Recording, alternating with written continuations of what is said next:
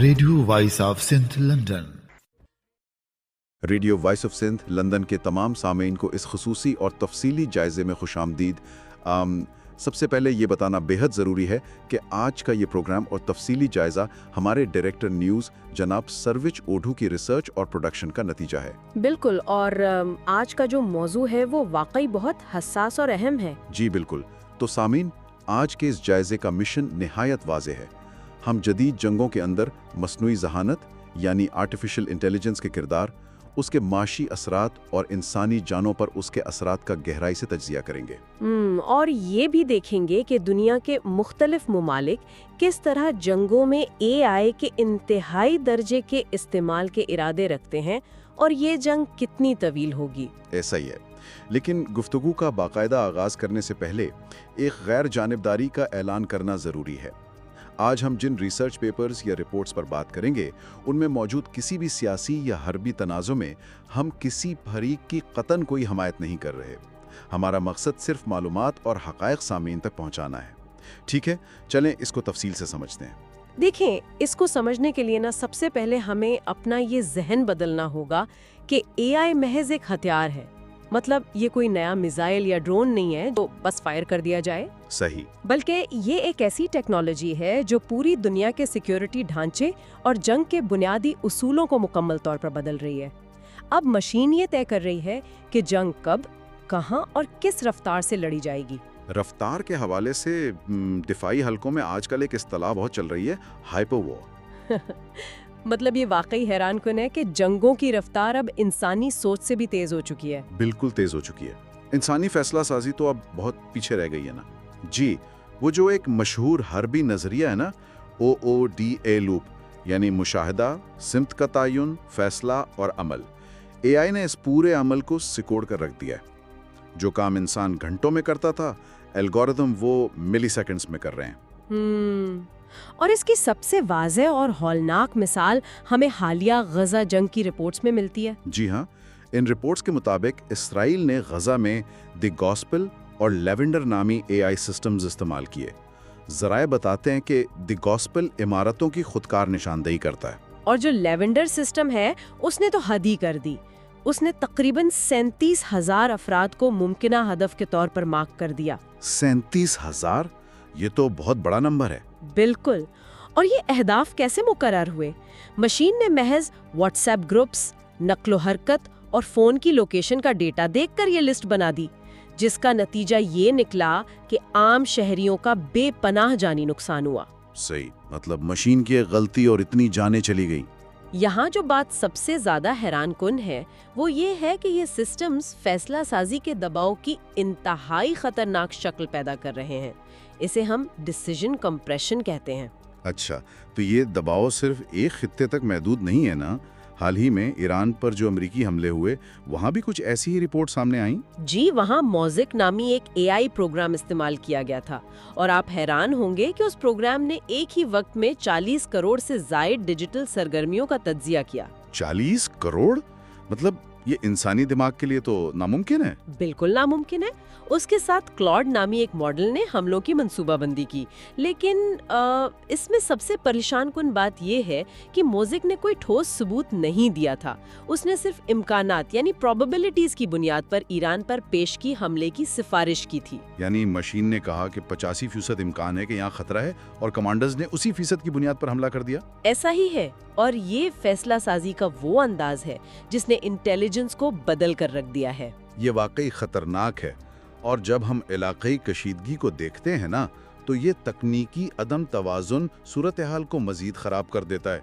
अगर हम मशरक़ वस्ता की बात करें तो इसराइल और ईरान के दरमियान एक वाज़ेह गैर मुतनासिब जंग नज़र आती है। जी, एक तरफ इसराइल है जो महंगे और जदीद तरीन AI सिस्टम्स पर इन्हिसार कर रहा है, और दूसरी तरफ ईरान है जो इसका मुकाबला करने के लिए सस्ते और कम लागत वाले खुदकश ड्रोन्स बना रहा है। बिल्कुल, और ये सस्ती टेक्नोलॉजी महंगे दिफाई सिस्टम्स के लिए एक माशी डरावना ख्वाब बन चुकी है।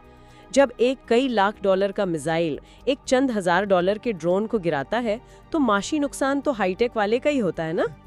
यहाँ आकर बात वाकई बहुत दिलचस्प हो जाती है, क्योंकि जब हम इसी चीज को जनूबी एशिया की तरफ लाते हैं, यानी भारत और पाकिस्तान के महाज पर, تو یہ صورتحال مزید سنگین نظر آتی ہے۔ وہاں کی دہائیوں پرانی کشیدگی میں اب اے آئی باقاعدہ شامل ہو چکی ہے۔ جی، ذرائع بتاتے ہیں کہ بھارت نے آپریشن سندور کے نام سے اے آئی پر مبنی کارروائیاں شروع کی ہیں۔ ان کا ایک پروجیکٹ ہے، پروجیکٹ انومان۔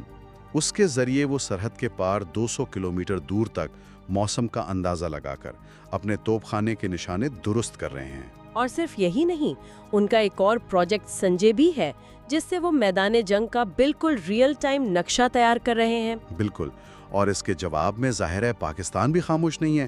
پاکستان بھی تیزی سے جدید ڈرونز کے غول، جنہیں سوارم ڈرونز کہتے ہیں، اور نگرانی کے خودکار نظاموں کی طرف جا رہا ہے۔ اور اس سب میں اقوام متحدہ کی ایک حالیہ رپورٹ بہت اہمیت رکھتی ہے۔ اس رپورٹ کے مطابق دنیا میں پہلی بار 2 ایٹمی طاقتوں یعنی پاکستان اور بھارت کے درمیان فوجی جھڑپ میں خودکار ہتھیاروں کا استعمال ہوا ہے۔ یہ تو ایک طرح سے سیکیورٹی کے مخمصے کو بڑھا رہا ہے۔ بالکل، جب ایک ملک اپنے دفاع کو تیز کرنے کے لیے اے آئی لگاتا ہے تو دوسرے کا الرٹ ٹائم منٹوں سے سیکنڈوں میں آ جاتا ہے۔ اسے لگتا ہے کہ اس کی سیکیورٹی خطرے میں ہے۔ یہ ایک نہ ختم ہونے والی ڈیجیٹل کشمکش ہے۔ اور جہاں سیکنڈوں کی بات آتی ہے نا، وہاں سب سے بڑا خطرہ ایٹمی جنگ کا ہوتا ہے۔ سپیری کی رپورٹ کے مطابق دنیا کے 9 ایٹمی ممالک اپنے ہتھیاروں کو جدید بنا رہے ہیں۔ اور خطرہ یہ نہیں ہے کہ اے آئی نے براہ راست بوم کا بٹن دبا دینا ہے۔ خطرہ وہ اے آئی ڈیسیژن سپورٹ سسٹمز ہیں جو کمانڈرز کو مشورے دے رہے ہیں۔ یہ ایک اہم سوال کھڑا کرتا ہے، خاص طور پر وہ جو بلیک باکس والا مسئلہ ہے نا۔ جی، میں اسی طرف آ رہی تھی۔ بلیک باکس کا مسئلہ یہ ہے کہ مشین جو مشورہ دے رہی ہے وہ کس بنیاد پر دے رہی ہے، یہ انسانوں کو پتہ ہی نہیں ہوتا۔ اسے بنانے والے انجینئرز بھی نہیں جانتے کہ اربوں ڈیٹا پوائنٹس میں سے کس چیز نے یہ فیصلہ کروایا۔ اور دباؤ کے وقت کمانڈر اس بلیک باکس پر اندھا اعتماد کر لے گا، جسے آٹومیشن بائس کہتے ہیں۔ بالکل، آٹومیشن بائس۔ دباؤ میں انسان مشین کی منطق پر یقین کر لیتا ہے۔ ذرا سوچے، مشین کہے کہ دشمن حملہ کرنے والا ہے، آپ پہلے حملہ کر دیں۔ یہ تو تباہ کن ہوگا۔ اس پر مجھے ماضی کا وہ مشہور واقعہ یاد آ رہا ہے، اسٹینسلاو پیٹروف والا واقعہ۔ وہ روسی آفیسر کی کہانی، وہ بہت بڑی مثال ہے اس بات کی۔ جی سامعین، سرد جنگ کے دوران اس روسی آفیسر کی ڈیوٹی کے وقت سوویت کمپیوٹرز نے الارم بجا دیا کہ امریکہ نے ایٹمی میزائل فائر کر دیے ہیں۔ سسٹم کے مطابق یہ 100% کنفرم حملہ تھا۔ لیکن پیٹروف نے آٹومیشن بائس کا شکار ہونے کے بجائے اپنے اندر کی انسانی جبلت کو استعمال کیا۔ اس نے شک کیا۔ بالکل، اس نے جوابی حملے کا بٹن نہیں دبایا، اور بعد میں پتہ چلا کہ وہ کمپیوٹر کا ایک بہت بڑا ٹیکنیکل فالٹ تھا۔ اب سوچیں، اگر آج کے دور میں ایسا فالٹ اے آئی کے ساتھ آ جائے تو تباہی یقینی ہے، کیونکہ انسانوں میں تو شک کرنے کی حس ہے، ایک نیوکلیئر ٹیبو کا تصور ہے۔ انسان جانتا ہے کہ ایٹمی حملے کا کیا نتیجہ ہوگا۔ جی، انسان کے پاس اخلاقیات ہیں، لیکن مشین کے پاس تو کوئی اخلاقیات نہیں ہے۔ اس کے لیے تو یہ صرف 0 اور 1 کی کیلکولیشن ہے، کوئی جذباتی وزن نہیں ہے۔ بالکل، اور اس کیلکولیشن کو تیز کرنے کے لیے دنیا بھر میں جو معاشی دوڑ لگی ہے نا، وہ اعداد و شمار پریشان کن ہے۔ امریکی محکمہ دفاع کا پروجیکٹ میونی دیکھ لیں۔ شروع میں تو وہ صرف ویڈیو فوٹیج کا تجزیہ تھا، لیکن اب اس پر اربوں ڈالر لگ رہے ہیں۔ 20,000 سے زیادہ لوگ اسے استعمال کر رہے ہیں۔ اور چین تو انٹیلیجنٹائزڈ وارفیئر کے لیے 150 ارب ڈالر لگا رہا ہے۔ یہ کوئی چھوٹی رقم نہیں ہے۔ اور صرف بڑی طاقتیں نہیں، سعودی عرب بھی 40 ارب ڈالر کا ایک مختص اے آئی فنڈ بنا چکا ہے۔ یہ ہتھیاروں کی دوڑ دنیا کا پیسہ تعلیم اور صحت سے نکال کر خودکار جنگوں میں جھونک رہی ہے۔ اور اس سب کا انسانی حقوق پر جو اثر پڑ رہا ہے، اس پر OHCHR کی رپورٹ بہت چشمکش ہے۔ بالکل، انسانی حقوق پر اس کے اثرات بہت سنگین ہیں۔ مسئلہ یہ ہے کہ الگورتھم عام شہریوں اور جنگجوؤں میں تفریق نہیں کر سکتا۔ صحیح، مشین کے لیے ایک کسان جو کھیت میں جا رہا ہے اور ایک عسکریت پسند، دونوں کا تھرمل سگنیچر ایک جیسا ہو سکتا ہے۔ اور اس کی وجہ سے جان کا حق یعنی رائٹ ٹو لائف، خوراک، آزادی سب خطرے میں ہیں۔ اور سب سے بڑی پریشانی تو قانونی ماہرین کی ہے، جسے ہم احتساب کا خلا یا اکاؤنٹیبلٹی ویکیوم کہتے ہیں۔ جی، مطلب اگر مشین سے غلطی ہو جائے اور سینکڑوں بے گناہ مارے جائیں تو جنگی جرائم کے ٹریبیونل میں کس کو کھڑا کیا جائے گا؟ یہی تو، پروگرامر کو، کمانڈر کو، یا اس بلیک باکس کو؟ قانون کے پاس اس کا کوئی جواب نہیں ہے۔ یہ تو کافی تاریک پہلو ہے، لیکن اس ٹیکنالوجی کا ایک مثبت رخ بھی ہے۔ یہ صرف تباہی نہیں لاتی، ہم امن کی بات بھی کر سکتے ہیں۔ جی، اب اس ٹیکنالوجی کو امن کے لیے ریورس انجینئر بھی کیا جا رہا ہے۔ بالکل، جیسے ایک سسٹم ہے ویوز، یعنی violence and impacts early warning system. یہ اتنا ایڈوانسڈ ہے کہ ممکنہ جنگ کی پیشگوئی 3 سال پہلے ہی کر سکتا ہے۔ یہ تو سفارتکاروں کے لیے پریونٹیو ڈپلومیسی کا بہت اچھا موقع ہے، اور سفارتکاری سے مجھے پروجیکٹ دیدی یاد آیا۔ جی، وہ مذاکرات والا پروجیکٹ؟ ہاں، جنگ کے دوران سب سے مشکل کام یہ ہوتا ہے کہ فریقین کو مذاکرات کی میز پر کب لایا جائے۔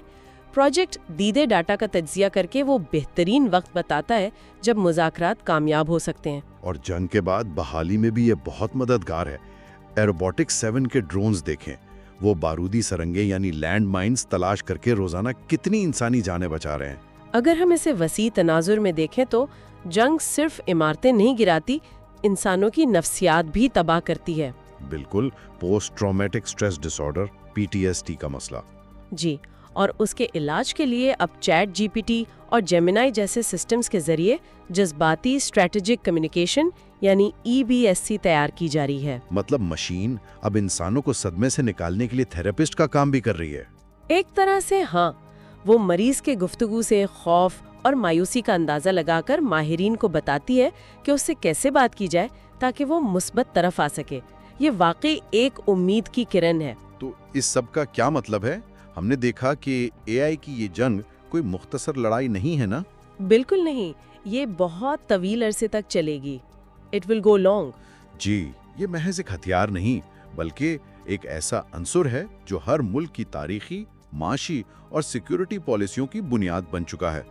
غلطی کی گنجائش اب ختم ہو گئی ہے۔ اس سب پر بات کرنے کے بعد میں سامعین کے لیے ایک ایسا خیال چھوڑنا چاہوں گی جو ذرا ہٹ کر ہے۔ ذرا سوچیں، اگر مستقبل میں حریف ممالک کے سفارتکاروں کی ضرورت ہی ختم ہو جائے۔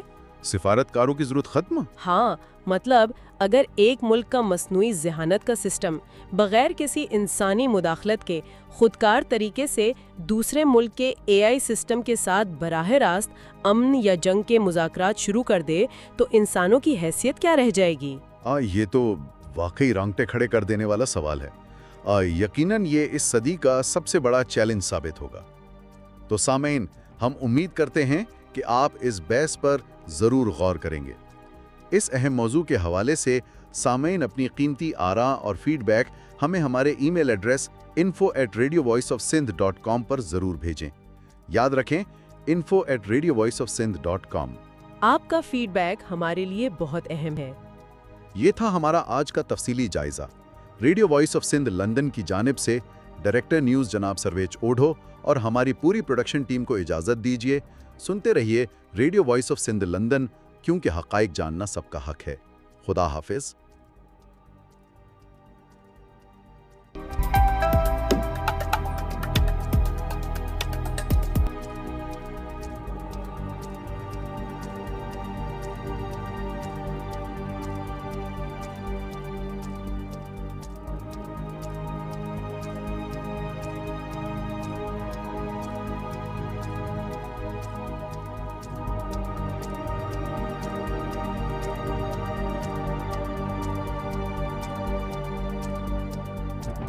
Radio Voice of Sindh London